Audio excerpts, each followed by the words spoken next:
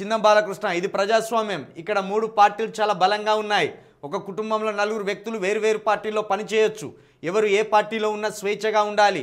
ఒకరినొకరు కలిసి మెలిసి రాజకీయాలు చేయండి. అదే నిజం. ఇది చిన్న బాలకృష్ణ చెప్పింది నిజం. ఒక తండ్రికి 4 కొడుకులు పుడితే 4 లేకపోతే 4 పిల్లలు ఉంటే ఆ 4 ఒకే పార్టీలో ఉండాలని రూల్ ఏం లేదు. ఇది ప్రజాస్వామ్యం. ఎవడు ఏ పార్టీలో అయినా ఉండొచ్చు, ఎవడు ఏ పార్టీలో అయినా ఎదగొచ్చు. కాకపోతే ఇక్కడ ఆధిపత్య కులాలు ఏం చేస్తాయంటే వాళ్ళ ఆధిపత్యాన్ని నిరూపించుకోవడానికి ఎస్సీ బీసీ ఎస్టీలను నమ్మించడానికి వీళ్ళే శత్రువులాగా ప్రవర్తిస్తారు, వీళ్ళే మిత్రుల్లాగా ప్రవర్తిస్తారు. వీళ్ళే కొట్టుకున్నట్టు నటిస్తుంటారు. ఆ కొట్టుకున్నట్టు నటించే వరకు మనం నవ్వవలసి వస్తుంది.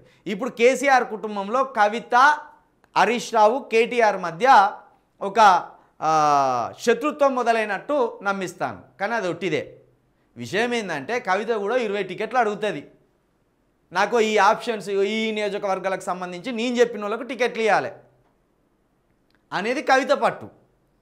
కేటీఆర్ ఏమనుకుంటాను 119 టికెట్లు నా చేతుల మీదుగా 119 మందికి ఇవ్వాలి అని ఆయన అనుకుంటాడు. హరీష్ రావు సహజంగానే ఒక 10 టికెట్లు 5 టికెట్లు అడగగలుగుతాడు, అనుకునేది సాధిస్తాడు. పోయినసారే కవిత 6గురికి టికెట్లు ఇప్పించింది. అంటే తన చేతిలో ఎంతమంది ఎమ్మెల్యేలను పట్టుకుంటే ఆమెకు పార్టీలో అంత బలం ఉన్నట్టు.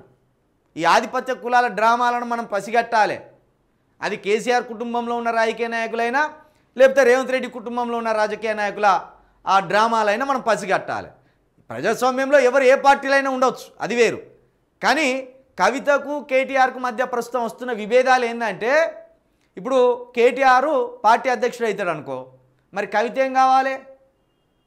నాకు బలమైన పోస్ట్ ఉండాలని ఆమె కోరుకుంటుంది కదా. అందుకు ఆ బలమైన పోస్టు కోసమే పార్టీలో ఆమె నా మీద విమర్శలు వస్తున్నా ఎవరు రియాక్ట్ అవుతలేరు, వాటిని ఎవరు తిప్పి కొడతలేరు, అన్ని నిజాలు త్వరలో బయట పెడతా అంటే ఏం పెట్టది. జస్ట్ బెదిరించి ఓ బలమైన పదవి పొందుతుంది పార్టీలో. పొందినాక అప్పుడు ఆమె ఏం చేయాలనేది చూస్తుంది.